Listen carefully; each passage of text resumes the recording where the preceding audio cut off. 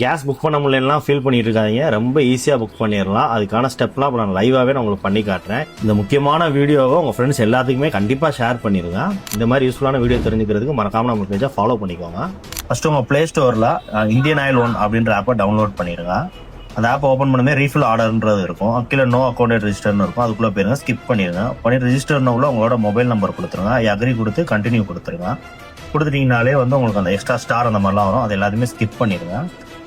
பண்ணிவிட்டு அதுக்கப்புறமா அவங்க ரிஜிஸ்ட்ரேஷன் காலம் ஒன்று ஓப்பன் ஆகும். உங்களுக்கு அந்த காலத்தில் உங்களுக்கு ஓடிபி ஆட்டோமேட்டிக்காக வந்துடும். ஓடிபி கொடுத்து பாஸ்வேர்டு நீங்கள் க்ரியேட் பண்ணி சப்மிட் கொடுத்துருங்க.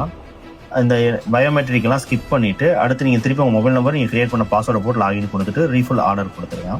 கொடுத்தீங்கனாலே உங்களுக்கு இந்த காலம் வந்துடும். இந்த இடத்துல கேஷ் ஆன் டெலிவரி இந்த எல்லா ஆப்ஷனுமே காட்டும். ஆர்டர் ப்ராசஸிங்கில் இருக்கும். அது ப்ராசஸிங் முடிஞ்சமே கன்ஃபார்ம் ஆயிடுச்சு அப்படின்னா உங்களுக்கு ஒரு கன்ஃபர்மேஷன் மெசேஜ் வந்துடும். நீங்கள் இமீடியட்டாக அப்போ நீங்கள் பேமெண்ட் பண்ணுறதுனாலும் பண்ணிக்கலாம், இல்லை டெலிவரி டேத்தில் நீங்கள் பண்ணுறதுனாலும் பண்ணிக்கலாம்.